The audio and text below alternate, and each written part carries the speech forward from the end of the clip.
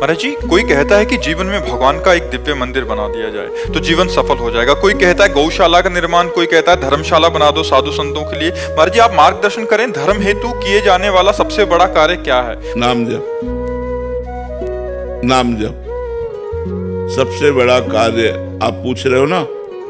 नाम बारी मथे घृत होए बरु, सिकता ते बरु तेल, और बिनु हरि भजन न भवतरी या सिद्धांत अपेल। विनिश्चितम बदामि तेन अन्यथा वचांस में, हरिम भजन ते नरा भवसागर तरंति ते। अगर नाम जप नहीं है तो तुम मंदिर बना लो, तुम दान पुण्य कर लो, फिर तुम्हारा जन्म होगा। 1 करोड़ का मंदिर बनाओगे, 50 करोड़ की व्यवस्था कर देगा ठाकुर, लेकिन ठाकुर मिलने वाला नहीं। अगर भव समुद्र से पार होना है तो नाम जप करो, और आपके पास यदि 4 रोटी हैं, 2 तुम पाओ, 2 दूसरों को पवा दो, और वो ये मान के कि ये उन्हीं की थी। तो दियम वस्तु गोविंदम तुभ्यमेव समर्पये। महाराज नृग ने जितना दान किया होगा शायद किसी राजा ने दान किया हो। स्वयं महाराज ने द्वारिकाधीश से कहते हैं, जब दानियों में चर्चा चलेगी तो मेरा नाम जरूर आएगा। महाराज नृग, और जानते हो क्या बने थे? कुआं का गिरगिट बन करके पड़े हुए थे द्वारिका में। भागवत में पढ़ लेना। जरा से अपराध में पुण्य क्षय होकर के दुर्गति हो जाती है। और नाम जापक जीवन भर वैश्यागमन किया, और अंतिम समय पुत्र के बहाने नारायण बुलाया, तो नारायण नाम से परम पद को प्राप्त हुआ। तो हमारी बात, जहां तुम प्रश्न कर रहे हो, यहाँ शुद्ध शास्त्र अध्यात्म इष्टापूर्त कहते हैं इसे, जिसे आपने कहा। इसे हमारे शास्त्रों में कुआं खोदना, बावली बनवाना, प्याऊ लगवाना, सरोवर बनवाना, औषधालय बनवाना, गौशाला, विविध ये इष्टापूर्ति के अंतर्गत आते हैं।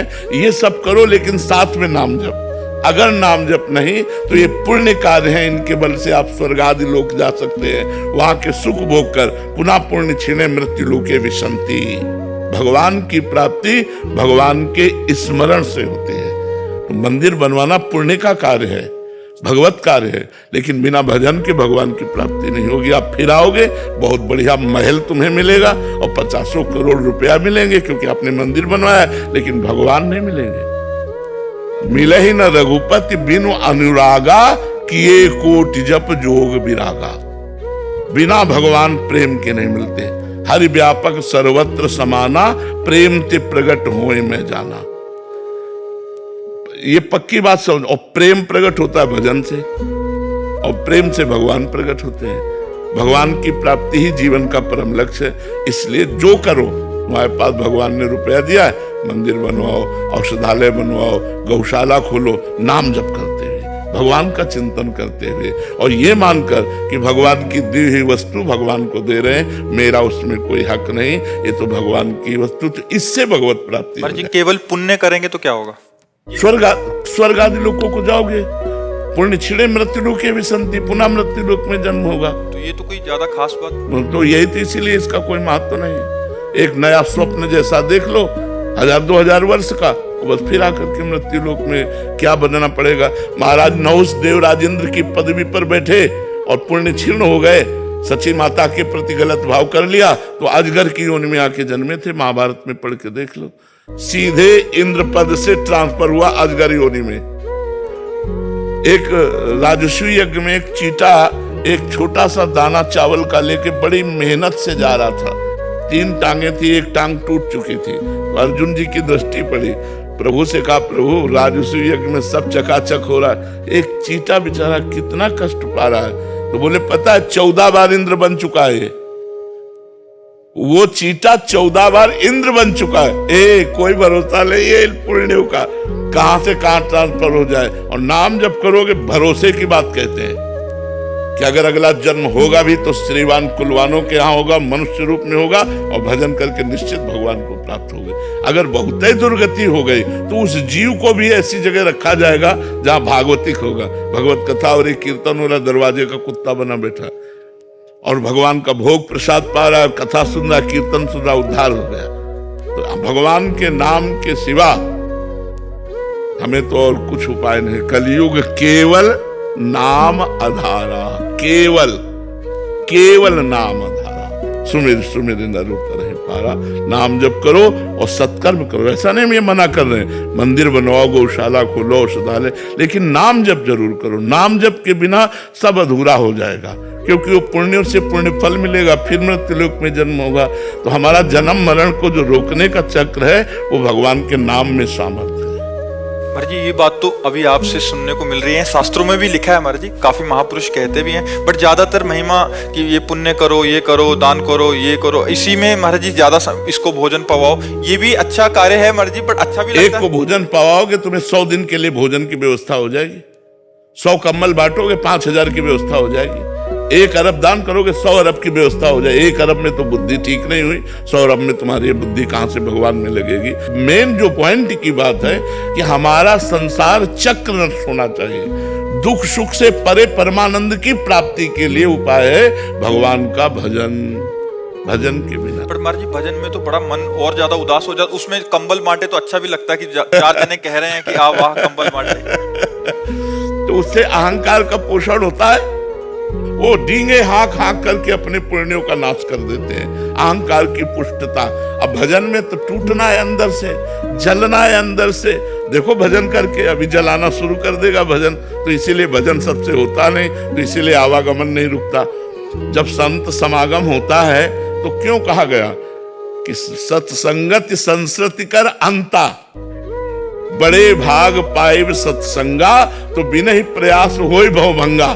क्यों? क्योंकि सहज में वो बात हमें पकड़ में मिल जाती है जो हम शास्त्रों का स्वाध्याय वर्षों करें और नहीं पकड़ में आएगी, वो 1 मिनट में संत संग में पकड़ में आ जाएगी। तो संत संग जैसे मिला, आप सुने, अब आप शुरू कर दे नाम जप करना और मंदिर बनवाए, गौशाला कर, तो आपका परम मंगल हो जाएगा, क्योंकि नाम चल रहा है इसलिए आपका परम मंगल। पर जी आप बहुत कड़वी दवाई देते हैं, कभी कभी मरना है, कटना है, जाना है। असली बात बता रहे हैं, असली बात बता रहे हैं।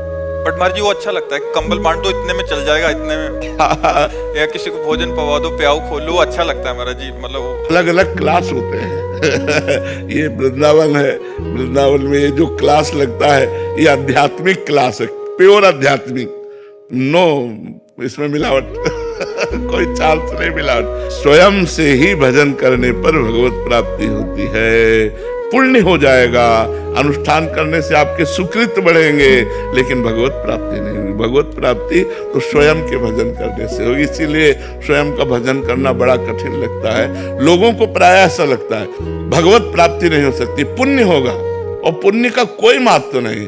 एक संत की निंदा कर दो, पूरे जन्म के पुण्य नष्ट हो गए, पूरे जन्म के। भक्तन निंदा अति बुरी भूल करे जिन कोय, किए सुकृत बहु जन्म के क्षण में डारे खोए। पुण्य कोई बहुत स्थायी चीज है क्या? जरा सा संत निंदा की सब गए, सब भस्म हो गए पुण्य, क्या फायदा हुआ? हम राम राम कृष्ण कृष्ण राधा राधा जप रहे हैं, अगर हमसे संत निंदा भी हो गई तो वो वहीं स्टॉप लगा दिया जाएगा। गुरुदेव भगवान अगर संत को पहचानेंगे कैसे? इस समय जो सिचुएशन है, कई बार आप भी इसकी चर्चा किए हैं। देखो, अब सच्चे संत की पहचान तो केवल भगवान जानते हैं। हम लोग मनुष्य बुद्धि से ये देख सकते हैं कि वो अचला कैसा पहने हैं, वो कपड़ा कैसा पहने हैं, वो वैराग्य से रहते हैं कि नहीं रहते हैं, बस यही बाहरी बातें। उनके पास बैठने से हमें शांति मिलती है कि नहीं मिलती है, उनके उपदेश शास्त्र सम्मत है कि नहीं, उनका आचरण शास्त्र सम्मत है कि नहीं, बस यही बाहरी बातें देख सकते हैं। वस्तुतः भगवान ही संत को जानते हैं और भगवान ही संत से मिलाते हैं। जब द्रवहि दीन दयालु राघो तो साधु संगति पाइए। संतों के बाहरी लक्षण से हमें लगता है कि नहीं जाना जा सकता, क्योंकि फिल्मों में भी 2-2.5 घंटे के लिए बहुत अच्छा साधुता का रोल कर लेते हैं। तो रोल करना साधुता का और साधुता आना बहुत कठिन बात है। धर्म में रोल कर रहे हैं, बहुत लोग रोल कर रहे हैं। हाँ, तो रोल होना एक अलग चीज और साधुता होना एक अलग। पुण्य नष्ट हो जाते हैं जी, तो भजन में क्या? जो भजन है, जैसे हमने राधा राधा रटा तो वहीं से स्टॉप हो जाएगा। अब आपकी भजन में अरुचि हो जाएगी, लेकिन वो आपका भजन स्थायी बना रहेगा, भजन नष्ट नहीं होगा। भजन अविनाशी होता है, भजन नष्ट। अब आपकी मतलब अंदर की स्थिति बिगड़ जाएगी, अब आपको भजन में रुचि नहीं होगी, प्रमाद स्थिति आ जाएगी, हृदय जलेगा। भजन शुरू करोगे, हृदय जलेगा, अशांत होगा, अंदर ही अंदर आप, तो अपराध बन गया है।